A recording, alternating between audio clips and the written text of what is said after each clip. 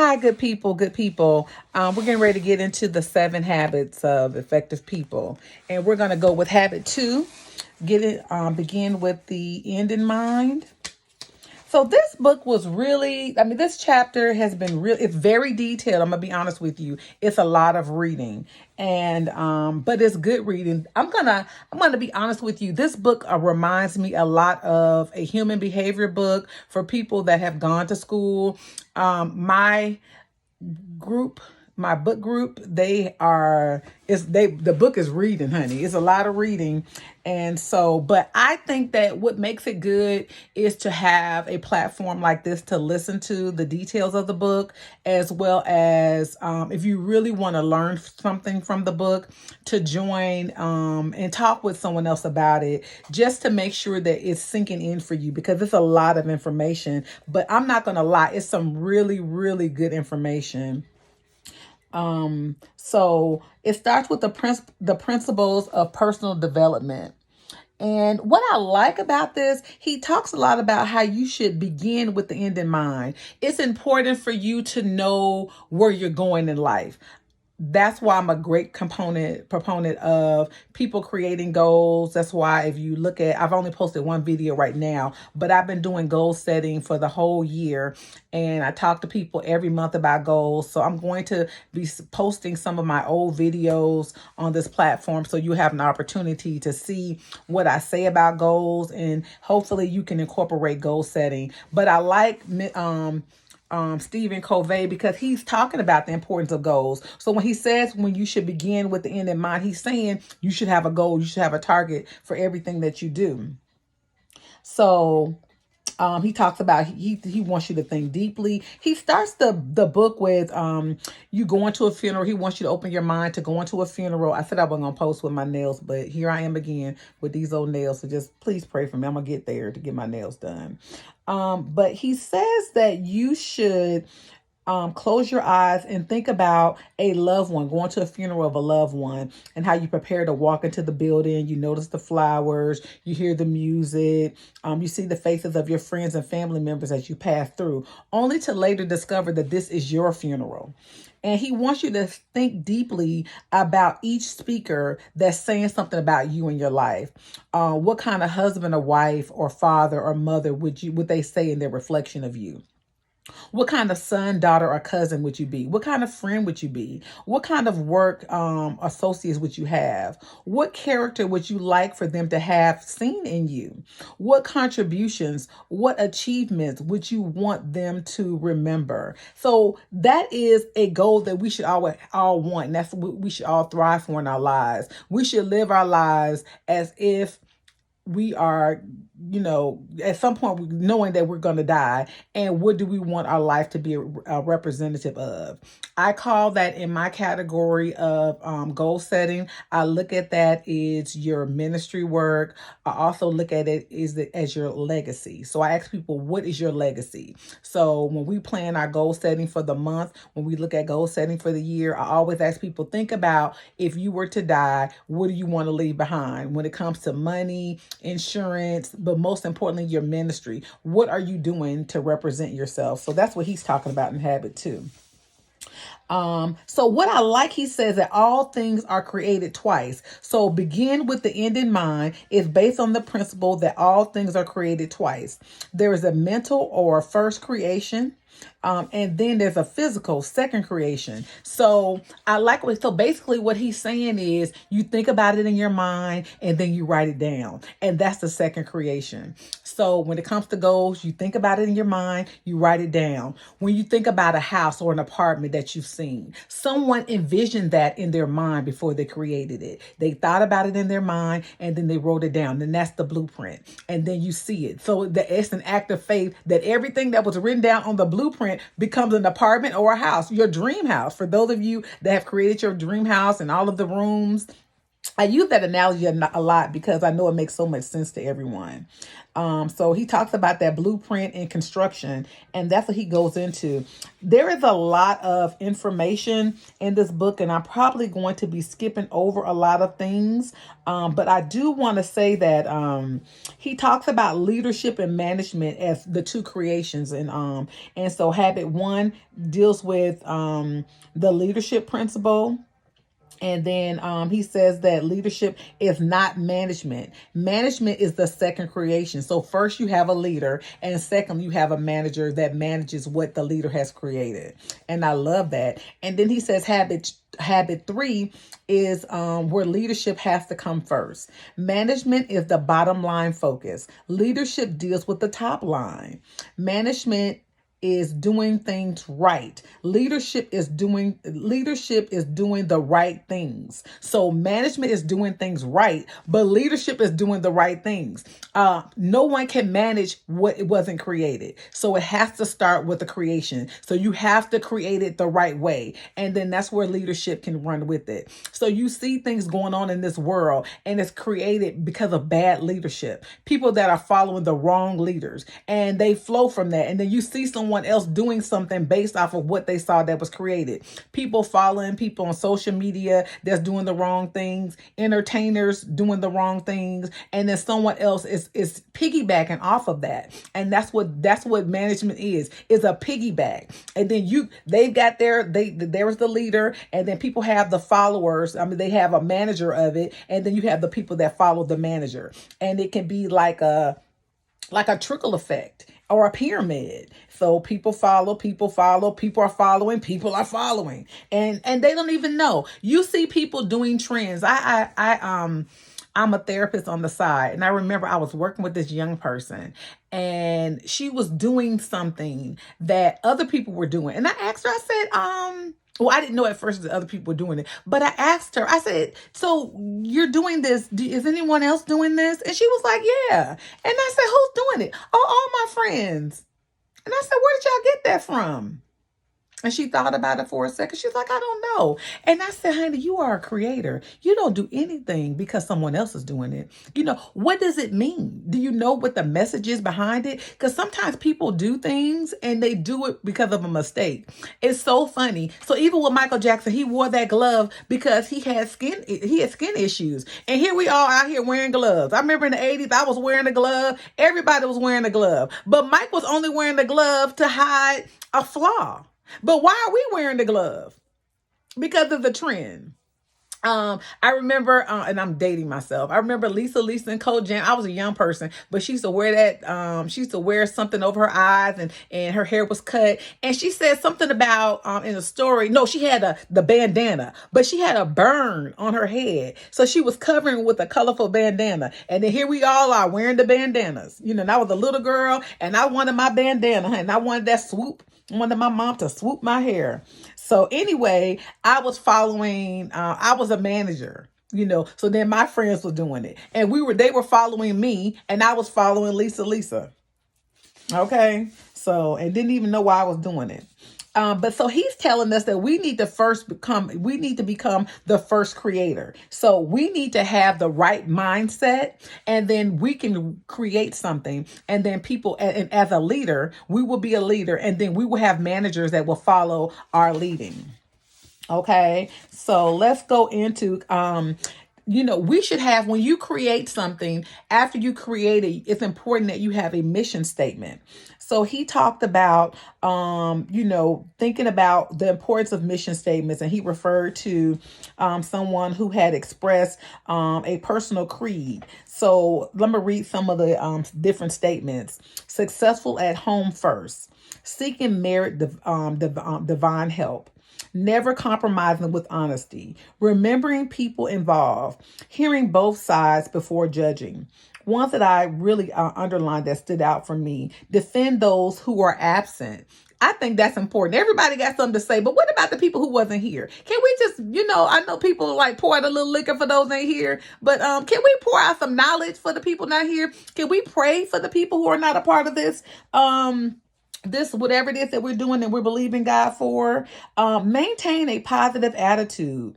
Be orderly in person with and in work. Be orderly in person and in work. Facilitate successful subordinates. Okay, there it is. Leaders facilitate success of subordinates. Facilitate success of subordinates. Okay, listen twice as much as you speak. We got two ears, one mouth. Are we listening on both sides before we say something?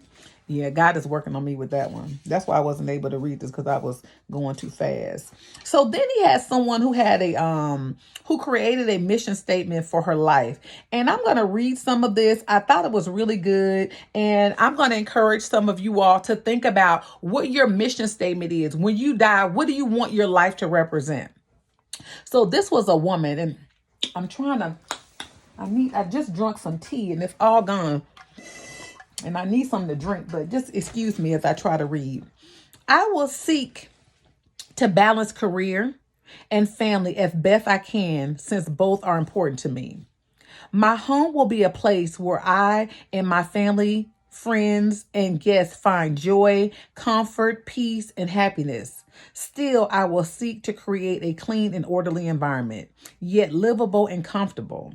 I will exercise wisdom in what we choose to eat, read, see, and do at home. I like that. So I'm going to go down to some other things she says.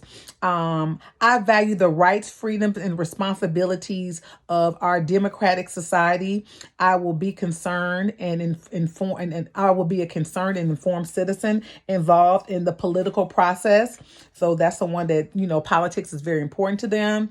She said, I will be a self-starting individual who exercises initiative in accomplishing my life goals. I think that's important. I like that. I'm going to add that statement to mine. I will be a self-starting individual who exercises initiatives in accomplishing my life goals.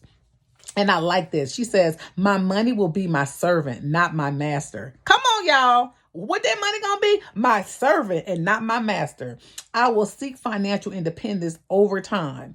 My wants will be subject to my needs and my means, except for long-term home and car loans. I will seek to keep myself free from consumer debt. I will spend less than I earn and regularly save or invest part of my income. I love that. So I want you all, and that's what Mr. Covey is asking for us, to take some time and really think about our mission statement. Okay, so I got to get into this part. And this is one of the things that, okay, let me say this before I get there. He said, once you have a sense of your mission, you have the essence of your proactivity. You have the vision and the value that directs your life. You will have the basic direction from which you set your long and short-term goals. You have the power of a written constitution based on correct principles, against which every decision concerning the most effective use of your time, your talents, and your energies. So what he's basically saying is, once you create this mission, you can run with it. That's what the Bible says in Habakkuk 1 and 2.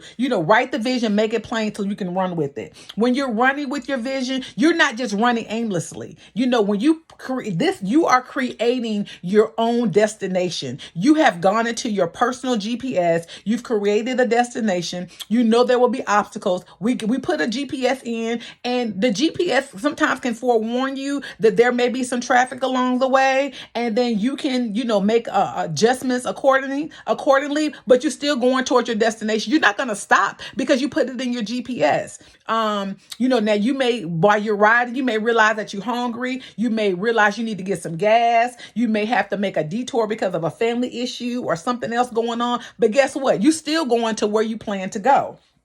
Sometimes you may have to take a day. You know what? I said I was going to go. It's too much going on today. I got to go home. I'll just go tomorrow. We've all done that. But guess what? We're still going. So this is what you do when you create Your personal mission statement, that's what you're saying. You have the power of the written constitution. What you wrote is your written constitution.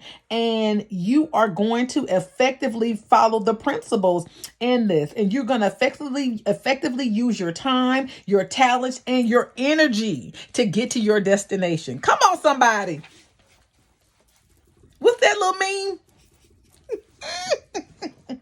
Okay, so then he talks about, okay, so he says that when you create your mission statement is guided by the center. The center is who you are, right? He said you have your securities, you have your guidance, you have your power, and you have your wisdom, and it's all related to your center, right?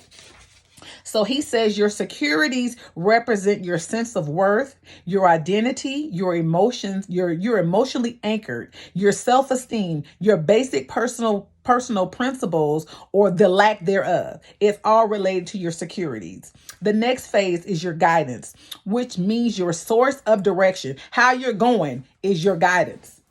Where we going? What we doing? That's all in your guidance, okay? Wisdom is your perspective on life. If you don't have no wisdom to get to your destination, you better get some along the way. Okay, as you're going, I want to get my degree. I want to be a successful person in life. How are you going to be successful? Who is sharpening your iron? Where are you getting your resources from? Okay, just yourself. You don't like people. Hashtag no new friends. You ain't getting nowhere, honey. You will not grow. Any powerful person has a cabinet. You have a cabinet members. You have board of directors. You have people. You can't even run a successful corporation without a board of directors or somebody. You can't do it by yourself. You need advisors. Oh, you're going the wrong way. Oh, even a baby. How can a baby reach adulthood without guidance? There's no possible way. You can't even learn to talk if nobody's talking to you. You see babies out here. There was a study on babies and babies that weren't nurtured, they weren't hugged, they weren't touched, and they died because we thrive off of touch. And they have nurses that would just go in with abandoned babies and just hug them and hold them and rock them because everybody needs that. So if you don't have that, who's doing that? That's a part of those people are part of their board and didn't even know it. These babies have board members and don't even know they have a doctor, they have nurses. That's all a part of their board. You don't even know it. A whole corporation at birth. Okay. So power is the faculties and capacities to act. The strength and the potential to accomplish something. A car can't move without power. Okay. You can't exercise. I want to exercise. If you don't put no oomph in it, you hear your jam come on. How you gonna move? You gonna move with power. Your jam, that's power. This right here, I'm using power to move. I ain't moving by myself. This is all power. Okay. So he says these four factors, security, guidance, wisdom, and power, are all interdependent. Now, we talked about that before. He talked about dependent, independent, and interdependent. We cannot do anything without people. That's the sharpening of the iron. It's all of us in this thing together. Even if right now you're trying to create a business, you're trying to figure out where you're going in life, and you don't have anybody, pray in advance for your team. I'm praying in advance for my team. I'm asking God to send people from the north, the south, the east, and the west. I have literally started just reaching out to people that I really want to be on my team. I really want to help me in the next category of my life. And I say, listen, whenever you're available, let's meet. And I put it on my calendar because they don't know that this is my leadership style. They don't know that what they're doing in my life, where they just be talking to me, just gathering with me, just spending a little bit of time, is helping me get to the next level. I'm being very, very intentional with the people that I'm reaching out to. And I'm like, hey, let's meet. Now, some of these people don't have time, but that's fine. But I know that the people that I'm reaching out to, there is something that you have that I want a piece of. I want to learn from that. I want to glean from that. I know people that are overseas doing stuff. I know people getting ready to go overseas. I want all of that. Give me some of that. Give me some of that power that you got to do what you're doing now. I just know women that are moms and they got 2,000 jobs. They're doing all these things and still got the energy to go to Pilates. I need that. Okay. I need that so I can get to the next level. So you need to have wisdom to know who the people are in your life. Okay. So let's get to the centers. Now I'm not going to be able to get into all of these centers because what's so funny is there are so many centers that we have in life that our minds have created. And the only center that I was familiar with, and I'm going to say it when I say it, y'all gonna know, self-centered. That's a center. Okay. So, but know that there are other centers that are out there that people need to be aware of. So you have spouse-centeredness where your goal is always about your boo. Okay. So everything that you do in life always falls back to the spouse that you have or that person, your person. That's spouse-centered. The next one is family-centered. All you think about is your family. Okay. Now, and as I talk about these centers, you cannot be only focused. Your main focus cannot be the center. Okay. So let me get into these because we're getting I'm going a little longer than I wanted to for this video. So you have money centeredness. You have work centeredness, possession centeredness, and that is when you only thinking about the tangible things in life. Pleasure centeredness, just going off of what you feel, the clicks and the whatever's, trying to have all the fun, travel, partying till you can't no more. All of that is the pleasure centeredness. Enemy and friend centeredness. So when someone has done something to you harmful, it could be at the job, and you cannot focus on anything. And everything you're doing is to prove that this person said what they did. And I had a time in my life where I was like that. I was just like, I was so focused on what someone did to me. And I was trying to do everything to prove that I'm going to do regardless of what happened. And that's not the way to go. So that's friend-centered, enemy-centered. Then here it is for the people in the church. You got a church centeredness. I didn't know about this, but I do know. And it's funny because some people have different names for this stuff. Like you real churchy, you all about your friends, and all of those are centers. And we've been saying it all the while, but the only center that people really say is the self-centered. Everything else was a center and we didn't even know it. I ain't even know it.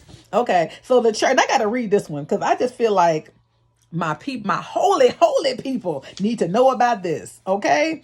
Church-centered life, image, and appearance can become a person's dominant consideration, leading to hypocrisy and undetermined personal securities of worth.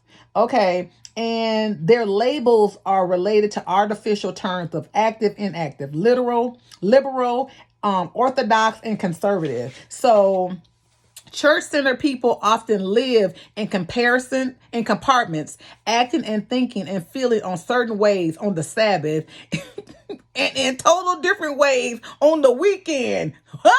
Okay, y'all. Such as lack of wholeness, unity, and integrity. Okay, is a further threat to securities, creating the need for increased labeling and self-justifying. Okay. And then the final one is self-centered. Now you all know this. So in the book, and I think I don't know if everyone has this. I have people in my group that don't have this version of the book. Let me make sure I put it out there. Okay. So it's over 4 million copies. So you have to get the one that say over 4 million copies to see some of the things that I have in here. But he kind of breaks down the centers, right? And so he says, if you're spouse centered, then he talks about where your securities lie. He talks about where your guidance is. He talks about where your wisdom is. And he talks about how your power is. And it's really, really good. Y'all got to get into this. I know it's a lot, but it is so rich with if you're planning to be a leader. So all of my books are around leadership, and then I got the spiritual books too. But all of my books, which is still leadership, but all of my books help you to grow. Like my I'm on a quest for knowledge. So if you're listening to this video and if you're still listening and you're still on a quest for knowledge, or you just supporting me, either way, thank you. And all of my extraness. Thank you. But what I like about this is he talks about even if you're money centered, if you're chasing dollars and you're forsaking your family, forsaking everything, thinking it's all going to add up, you gotta be interdependent. Everything you do, you have your center, but everything you do, even if even if for a moment it may appear to be, don't let it be. If you need the money, but you need the money for your interdependentness. I'm focused on getting this money for my family. So you still have an idea of money centered, a money center, but you're not in the this part of it. It's not everything, so you can forsake certain things because the family connection, the people connection, you doing ministry work means more. Don't get caught up in the church and forget the ministry.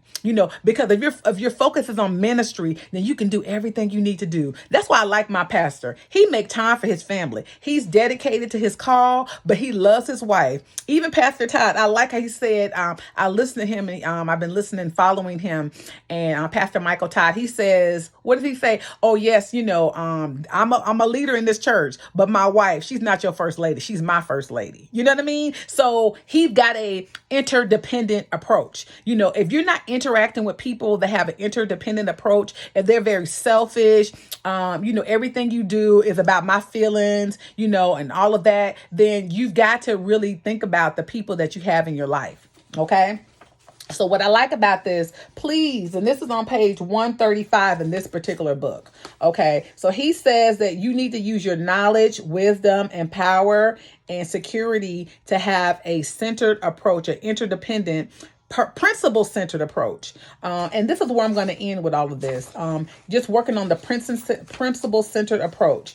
And he says with the principle-centered approach, he has this little circle here, and you can focus on your family, money, work, possessions, pleasure, all of the centers. But you have a principle. You know what I'm saying? When your foundation is in the Lord, then God is your foundation, and God says He will give you the desires of your heart. So you can have all of these centers, but you ain't focused on all of them. They just come to you, north, left, right, south. They just all come to you, and you ain't worried about it. You ain't got no worry. You can go to church. You can, when your enemies come, they will, guess what? They'll be your footstool. So you'll stand on them, right? Your friends, you can call them up, schedule appointments with them like I'm doing, and make that time and be intentional. So I'm going to make this a 2-part discussion because this habit here, honey, is habiting. It is it's about 40,000 pages in this chapter. And I've been trying to get with the people on my team, the people that are part of my group, our group. Let me say it that way. The people are part of our group. I've been trying to get with them just to make sure they can stay the course. I'm posting this because I know it's a lot of information, but I promise you it is so good. Look at me. See, look at this. I've been, and I hadn't got that far in the book, but see all that, and all of these underlines, honey, I be underlining the whole book. I just underline and highlight the whole book. Is just, I don't know if you can even, is it coming out on there? Okay, you can see where I'm highlighting it because it's such good information, y'all. It's such good information.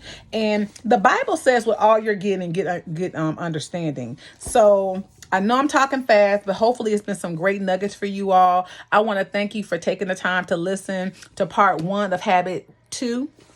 And I will be getting into the second part of this habit very soon. Take care.